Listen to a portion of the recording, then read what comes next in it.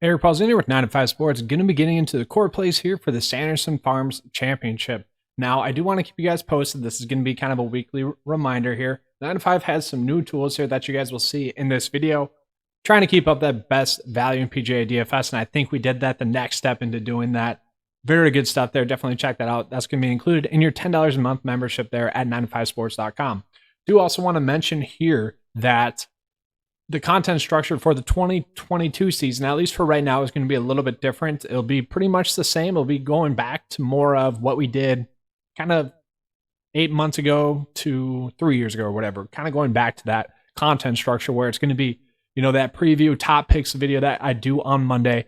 Tuesday or Monday evening, it'll be the core plays video, which is the video that you're watching right now. And then on Wednesday, it will be that live stream deep dive for you guys. I will also try to be going live on Twitter there as well. So, you know, just trying to get all the avenues, check all those boxes there for you guys. So let's get into the core plays here for this one. I'm pretty excited. Also have ownership up live here as well. So let's get into it. All right, so as you guys can see, this is the new sheet that we got going. Very awesome tool here. Just the cheat sheet. This is what we've always seen. We got the ownerships there on the right-hand side. Got the lineup tool here for you guys as well. Same way it's always worked. You guys can just click on the players that you want to include in your lineup. And there you go. You're good to go. You can see kind of what the 6 for 6% is going to be, what the fantasy points projection is. Fun stuff there. And then we could get into the custom model for you guys. So you guys can go through and click on which key stats you think are going to be the best. And you can see who are the players that are the top players in that field for that event. Then getting into it a little bit more, we do have the tournament sheet as well. That's going to be a great, useful tool for you guys. Tournament sheet. This is going to tell us everything we need to know about that week's tournament if we have the data. Obviously, if it's a new tournament, then we would want to go ahead and search through these tools to kind of paint the picture of what we could potentially see for that week's tournament. But obviously for the Sanderson Farms, we know exactly what we're looking at. We can see, hey, players that missed the cut really struggled birdie or better percentage. They also really struggled strokes gain approach. There's a big difference between players that made the cut and players that missed the cut there for strokes gain approach. Great way to use that tool. And then terms and info, just getting into the basic stuff for you guys. But one tool that I'm going to be showing you guys in this video specifically is the player profile sheet. And it's always going to be defaulted to the top player, but it has all the useful information that you would want. This is also available via hover on the cheat sheet here as well. So you could just scroll to the player. Let's say, I don't know, Keegan Bradley. And then eventually it'll pop up here as a hover for you guys to, you know, view this same thing. So pretty exciting stuff there, but let's get into it here. Get into the core plays for the Sanderson Farms. Gonna type up them here for you guys. So the first one is going to be one of the cover boys here, and they're all kind of priced in a good price point range. So I kind of like that. So Sheamus Power, to me, he's going to be a core play, ranks top 12 in the 9 to 5 model this week. You know, course history rank, top 30 in the field. Recent form rank first. Obviously, he was in great recent form prior to kind of the bad one-off event earlier this year. We look at Sanderson Farms, 18th and 20th. We love to see that. We go a little bit lower here. We can see kind of pretty solid overall. These stats below are going to be pretty much telling us, hey, are they going to be better or worse for this certain course characteristic? I don't really buy into all that stuff too much, but you know, it's always going to be a good thing to see a player, you know, doing better in these key stats. And for the most part, he's not, but I'm not going to be too worried about that with Sheamus Power this week. I think it's going to be an incredible play for us, especially at his price point there.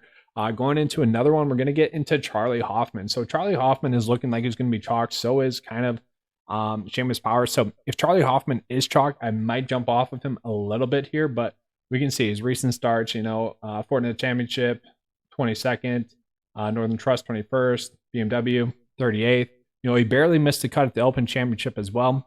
And then we look at his recent starts at this tournament, a 6th and a 23rd place finish. We'd like to see that as well. Top 6 in the 9 to 5 mile this week. That should tell you really all you need to know. At 9K, that's going to be a solid price point there for you for Charlie Hoffman.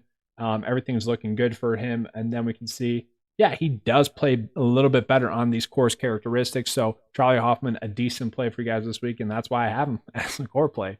Moving down a little bit lower, I guess we're going to get into a little bit more risky plays. And I say risky with Cameron Tringale, even though he's an incredible play data-wise, is that, there's always a human element to DFS. We can see just like across the board, yeah, Cameron Tringale, incredible play. But at some point, the back's going to break or whatever. 5 straight make cuts in a row on tour. 3 straight make cuts in a row at this tournament. It's like the boxes are aligning too much. The stars are aligning too much. He's checking too many boxes here. He's just the incredible play at a very solid price point. So it's like, oh man, what do we do with that? Because we saw time and time again last year where a player that was really just checking all the boxes either had a top 10 finish or they missed the cut. And that's kind of how I feel about Cameron Tringale. It kind of feels like a trap play, even though we know statistically speaking, it's the correct play.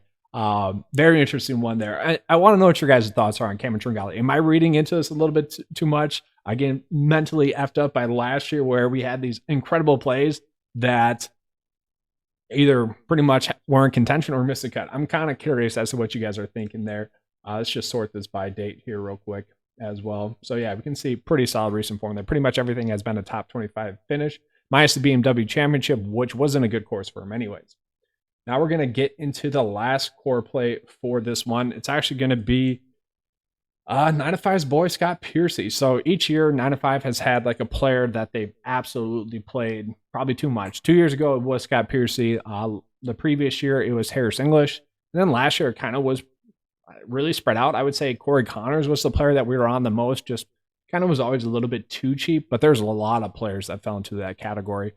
But yeah, looking at Scott Piercy, 5 straight make cuts in a row, only 5% ownership. That is pretty strange to me. He did make the cut here in 2021 as well. Overall, he's been playing better as of recent as well. So I think just at this price point, he's the correct play. He's a top 34 player in the 9-to-5 model at 7.4. That's good. He opens up a lot in your lineup. Obviously, you want him to have a top like 20 finish, but I do see him getting a top 40 finish for you guys this week. But that's all I have for you guys for the core plays video. Hopefully you guys enjoyed it. If you did, please give me a like and subscribe. And guys, always remember. Oh, you can't see it. I messed that up. It's over the shoulder here. Keep the carts on the path only. I don't know.